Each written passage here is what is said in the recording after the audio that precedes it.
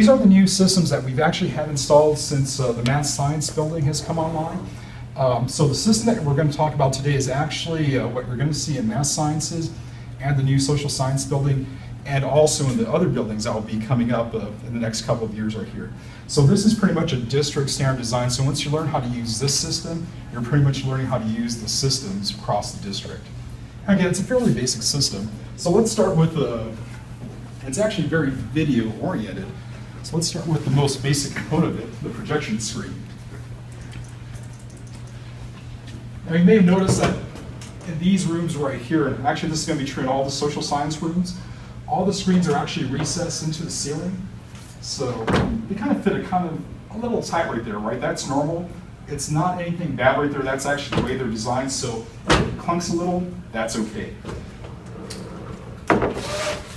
Because they are new, the screws are still somewhat strong, so it does take a little bit of effort to push it down at first. As they wear, it'll become a lot easier. Another thing I do want to show you about the screens right here is that when they're retracted, there's a spring mechanism that'll stop them from retracting too fast into the system. So if I just did this, it'll slow down on its own. And that's a change from past years where maybe if you're in high school, college years, where when you raised a screen, it would just automatically go into its home position with quite a forceful way. That's not the case anymore. There's spring mechanisms that prevent that. And the screen will actually have a position that will just kind of like home into right there. So when you pull it down, when you release it, it'll just kind of go into this position automatically. Another change from past designs right here is you may notice this is actually a widescreen design here. Everything nowadays since math sciences, including student services I should add right there, and social sciences and everything coming online in the next few years is always going to be widescreen. And you also may notice the widescreen monitors in the lab right here. And a quick note, I think there's only 2 computer labs in social sciences here for this building. There's more in math sciences, but pretty much this is the basic layout for most of the computer labs as well. The classrooms, exact same system, just no computers at the student stations. So let me start off by actually turning on the projector here. And I do have a few photos so you don't all have to crowd up here because that makes it a little awkward to have a lot of people kind of like trying to focus on that. So I did take a few photos of all the equipment here so we can actually all take a look. So right now I'm turning on the system. And when you first turn on the projector, there's an on button on this little controller here, which I have a photo of that I'll show you in just a moment. You know it's working if everything's working properly, if you hear that little beep coming from the projector. It's one beep when it turns on, one beep when it turns off. Because these are projectors and they do take a little bit, and they use some high intensity lamps there, they do take a moment to warm up. So while it's warming up, you really won't be able to do anything else. The systems here will actually lock you out for about 30 seconds from changing inputs or doing anything fancy on the controller until the projector is fully warmed up. And usually, you can eyeball it by telling the projector is fully warmed up when, if you have some input. In this case, I have the computer already turned on. The computer images will pop up. Now, it might be in this room a little difficult to see the full lectern right here, but it's really a basic model right here. Just a couple, actually about 3 feet wide, about 4.5 feet tall right there. It's got a little bit of a workspace right here that's raisable. It's got a little document camera right here. Now, toward the front of the system, there's actually a cabinet. There's a door that opens up. And one part that I will have you actually take a look at is these doors are actually accessible. You can actually, once the door is fully open, it can actually be thrown into the cabinet. So it's a pocket door is what those are called right there. So that's a nifty feature that gives you a little bit of extra space so you don't have the door hanging out where someone might inadvertently run into it as they're giving their lecture. But this is pretty much the basic cabinet right here. And there's more to it, but once you open up the cabinet, this is the controller portion right here, and I have a closer photo of that. I'll take a quick look at that. This right here is the switcher. This is the brains of the system. Actually, it's the heart of the system there too. This is what provides the audio, the microphone audio, the inputs, the switching, the scaling. It does all the video and audio background work for what source you select. This is the PC right here. This right here is the microphone system and the assistive listening system, and I'll go through that. Assistive listening is actually not often used. So I'll go over that very briefly because there's also some administrative procedures on how folks who need to use the assistive listening system actually would. Now inside the cabinet, this is the controller here, and this is how you actually turn on the projector and select inputs from the system right here. So right now, again, I turned on the computer. Well, I unlocked the cabinet, turned on the computer, turned on the projector by pressing the on button right there. So pressing the on button turns on the projector, off, will turn off the projector right there. And the projector doesn't need to be on for this display to work, right? So they're independent, right? So you can pretty much work off the PC without having the projector on. Also, something to note, you can actually have audio come through the system without having the projector on either. So if you're playing music or something on the background right there, a lot of instructors will sometimes come into class, play a bit of music as the students are coming in, believe it or not, right? You can actually do that by selecting the input that you're playing the music from. For example, if the PC is selected right there, which it is right now at the moment, it's going to show the PC, but even if the projector were off, you would still get audio. That would be true if it was on the laptop connection, HDMI connection, or this thing called auxiliary video.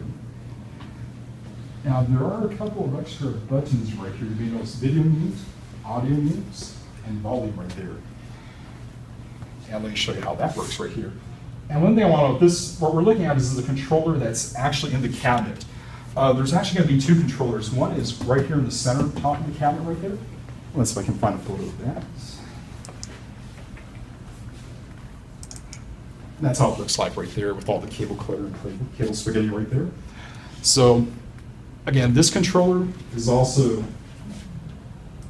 replicated in the cabinet itself. And the reason for that is for ADA accessibility right here. These lecterns are designed for folks in wheelchairs to actually be able to use them by just having their wheelchair placed up front. And the controller that's in the cabinet allows them to actually have access to that easily, all these features, without having to reach over right there. And another quick feature I do want to show you that's related to that very quickly is that these things do have a hydraulic lift system. So they're adjustable. So they can be lowered, raised, and this isn't just for ADA accessibility, this is also for the comfort of the end user right there. The buttons on the left side, on some of them they're on the right side. It depends on how the cabinet was assembled right there. It really doesn't make a difference on the actual location, but toward the top portion of the cabinet right here, you'll see two buttons that look like this right here. So pretty basic. This button raises it up. This one lowers it right here. You press the button on one, it's replicated on the other controller. Okay. So it'll always be in sync right there. Here's where the controller that's in the cabinet's located right here. And on the top of the cabinet, again, it's just going to be right over dead center right there, right behind the monitor. Sometimes, and you may have noticed that these monitors right here are all on articulating arms. That's just to make it a little more easy for the end user to adjust it to his or her preference right there.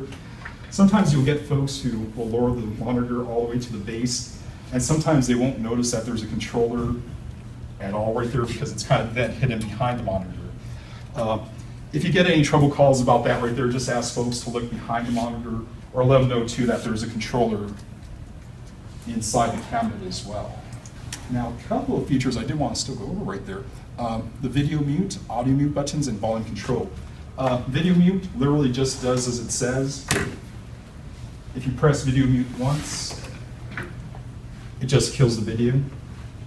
And what audio mute does is it'll also just cut off the sound of whatever you happen to be playing there.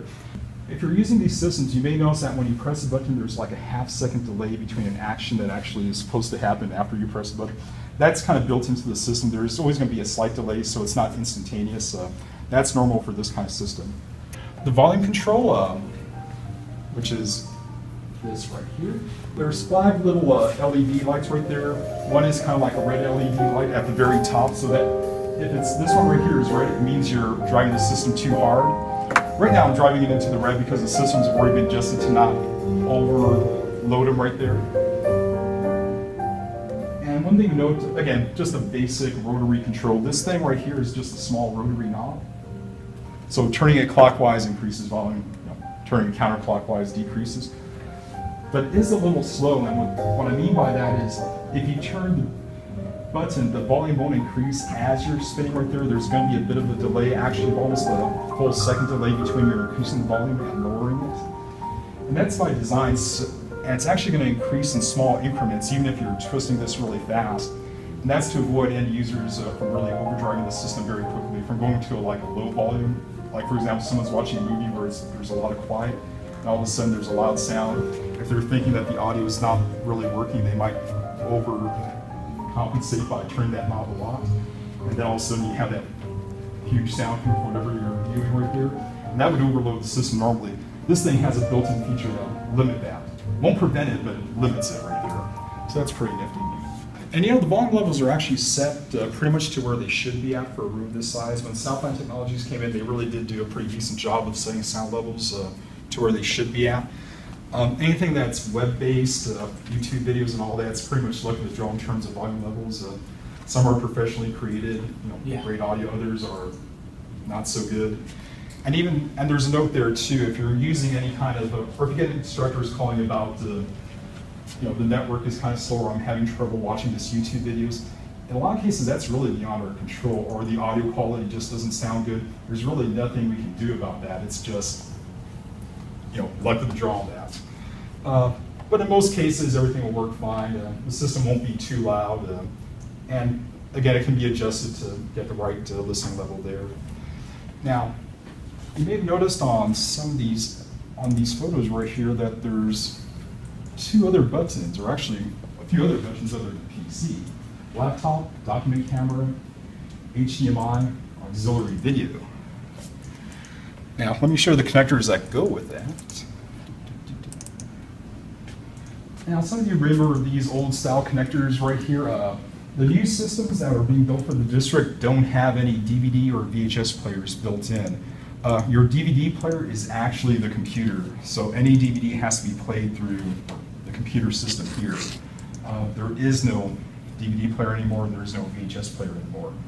That being said, if someone does have a VHS tape, family video or something that's just a really old video that's not available in DVD, and that person absolutely must play it, you can attach an old style VHS player to the system, and that's what these cables are for right here. So on this one, this is just the basic yellow, it's an international standard, right? Yellow video, red, white audio right there. So stereo video, or stereo and video right there. And the way you would reach that is by actually using the auxiliary video button on the controller there. Some of you may recognize this right here. This is just your standard VGA cable right there, the 15-pin D-sub cable right there. You've got your MIDI pin right here, which is your audio cable for that. This is kind of like your older laptop connection right there. A lot of the business laptops, some of your larger laptops still use this right here. It's kind of like the least common denominator when it comes to most laptops, so it's an old reliable connection. And the way you would use that is just by selecting laptop connection right there. And depending on laptops, right, we do get questions sometimes that the video seems a little squish or it's not properly adjusted on the screen. Different laptops have different resolutions right there. These projectors want to do HD video, which is 1280 by 720 pixels, 1080p, right, 1080 by what have you. And laptops usually, if they're using the VGA connection, don't want to do those resolutions. They want to do some kind of odd resolutions right there. So in those cases, pretty much the person who's using a laptop should probably go to AV or ask one of the computer folks to kind of find out what's the best resolution to use with that particular laptop or device with this system right here. But generally, it's 1360 by 768 is the optimal resolution when you're using a laptop connection on this one. Now the HDMI connection, this is just your standard HDMI connection. And that's what this guy is right here. It's labeled HDMI. HDMI is usually plug and play. Usually, there are some little foibles with it, a few quirks right there. One of the biggest ones, it doesn't really have any kind of latching mechanism, so it's kind of a loose-fitting connection on a lot of devices right there. For a lot of tablets, you actually need an adapter to use it. Most, for instance, iPads won't have an actual HDMI output. You have to have a specialized adapter that will convert from iPad to this type of connector right here. That being said, if you have the adapter, if you do have the HDMI connection, it's pretty much plug and play. And this cable actually is pretty cool in that carries both the audio and video. By default, this system's already set up to work with the HDMI audio right here. If we got any calls saying there's problems with HDMI, usually it's the person won't have the adapter for it. Another big issue is someone's trying to play a video and it has sound. That device has to be configured to actually pump out sound through the HDMI connection. It's not necessarily automatic. A lot of laptops, a lot of portable devices are getting better at this being an automatic connection where it'll default to HDMI audio, but not always. So there will be cases where people call and say, we're getting the video but no audio, and that would actually be a device setting that has to be changed versus this guy right here. So we do have like some extra connectors right there to hook up some external devices. And let's go to the next feature, actually, the microphone, right? All new rooms actually have the microphone system built in. So there's something called an audio technica receiver right there. That's kind of like the back end for this right here. Normally it should just be left on in the systems right there. If folks want to use the microphone, there's a couple of tricks to this. The first, most important one is to make sure this is on. There's a power button on the left-hand side of the device. Again, Audio Technica, left-hand side. The power button just has to be pushed in, and that would be on. And usually you can tell it's on because you have a green backlight right there. So that would be the first thing. And the microphone systems that are used in classrooms are these lavalier systems. But this is your basic device right there. There's a little door right here that hides the controls when someone doesn't want them to be tampered with. These are volume controls right here, right? And normally these are tied to the controller. The one that's not directly tied to the controller is the mic volume. So the mic volume is an independent setting, and that affects how loud this is going to sound. So if I cranked it up a little more, I'll get a little more oomph. If I just turn that rotary dial there just counterclockwise, it'll lower the volume. Again, crank it up just again. And it's also tied to the master volume, so if I lower the master volume, it's going to also lower the mic a little bit.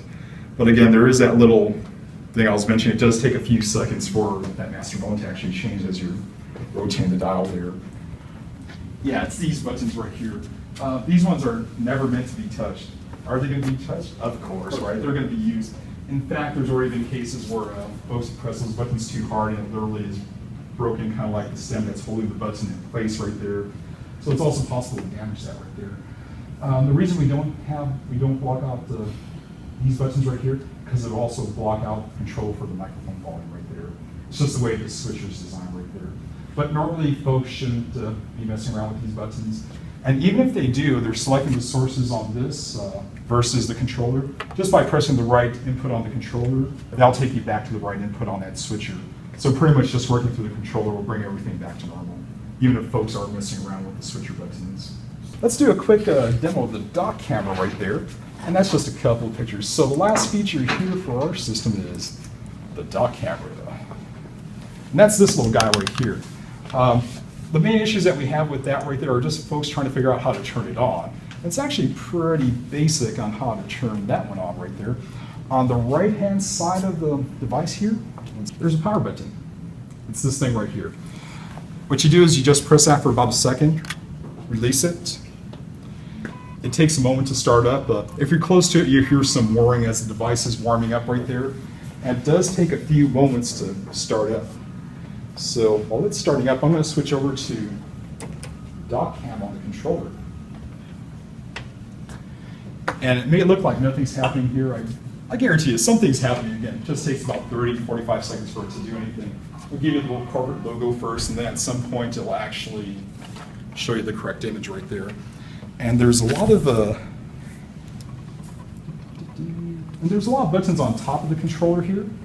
Normally, the only buttons that need to be messed around with on the controller are just the focus buttons and lighting. And let's see if I can get you up there. You have all these buttons at the top of the controller right there. The only ones that you really need to worry about are zoom in, zoom out. These things are already set to autofocus.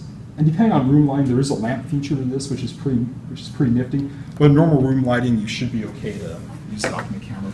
So once the document camera is turned on, you just put whatever you want to view underneath it. And that kind of like adjustments right there that you're seeing just have to do with the auto adjustments for lighting and focus right there. So for a still image, it's actually pretty good. And probably the easiest way to focus these things is just by physically moving the device. Or again, you can just use zoom in, zoom out. Again, it's a really sharp image. There is a bit of a trade-off. When you get a sharper image, sometimes you use less frames per second. And what that means is, notice there's a bit of jitter with the movement right there. It's not a perfectly smooth movement right there. That's normal.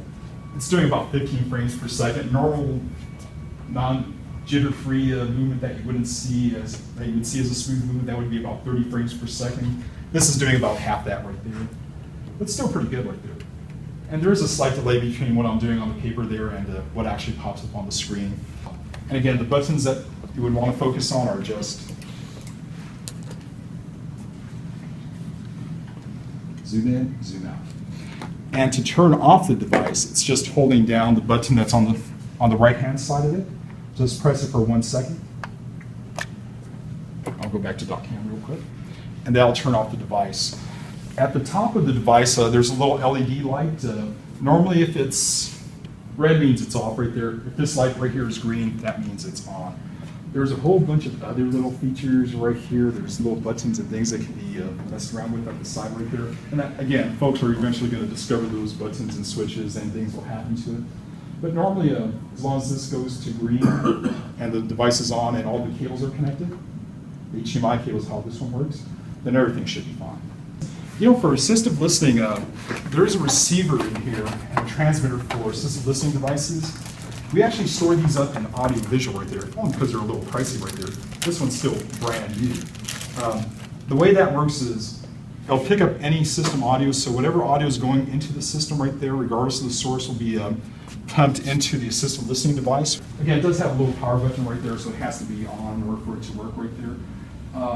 Normally, for folks that are requesting assistive listening, we'll set it up. We'll make sure that this portion is working okay. We'll help them set up this portion right here. And what it really is just there's some buttons in here where you can adjust adjust it to the right channel up, channel down, just like a TV setting right there. It's going to show you a channel on this little screen right here. You just sync to the same channel on this device right here. And most folks who have assistive listening devices will actually have a connector that already goes to whatever listening device they're using right there. But we do have headphones that folks can use independently right there. Again, with assistive listening devices, there's a lot of variation out there with what folks are actually using to actually go into their ear right there. Some folks just don't like using the supplied headphones that we use, so they're using their own headphones, or they have a connection, again, that goes directly into the device that they're already using. But they wouldn't need this, right? If they're using our device for the assistive listening, transmitter has to be on, this has to be available, and you just need the little audio plug that goes from that. Again, really basic setup. Most folks who do use it actually are already familiar with how to use it, or they're already familiar with these systems right there. Any technical questions on it, folks can call AE. And another note, for the instructor, in order for your voice to actually really carry well with the assistive listening device, you do have to use the microphone. So the microphone does have to be on, and audio will go from here into there. So it'll plug in system sound and plus voice, right? But the voice will only work if you're using the mic. And you may have noticed these nice little laser pointers right here. They're in every cabinet right here. They're in a little bag right there that consists of a little USB receiver, this device right here. It takes a little practice with this right here. It's also a wireless mouse. There's a basic on-off switch on the left side. On the right side's a little switcher that says use as a mouse, use as a presenter, has a little TV icon. The other one has a little mouse icon. You just got to play around with it right here. And it does have a nice little green laser pointer, which is much safer on the eyes in case it inadvertently gets sent into someone's eyeball there. Much easier on the retinas than a red laser light, right? We always get questions about where to find the power button on the computers. So for the computers right here, this is the actual computer right here. This is actually a little toggle switch right there. So pressing this area right here down, this portion of the button will actually turn on the computer. There's a network cable, which I didn't throw in. So for network connectivity for a laptop, a person would have to actually have a laptop that supports this. Believe it or not, there's laptops nowadays that actually don't support this kind of connector. You need a specialized adapter for it as well. For video, this would still be the standard for most laptops that are used nowadays. But again, it's either going to be the VGA connection, and this would be the audio that goes with VGA, or HDMI for some of the newer laptops. And generally speaking, on most modern laptops, as soon as you connect in either connection, it'll automatically detect the right signal or the right screen resolution. 90% of the time it works, sometimes it doesn't. For the folks that aren't familiar with it off the bat, it's okay for them to call AV, IT folks and just kind of like say, this is how you do it on your specific laptop.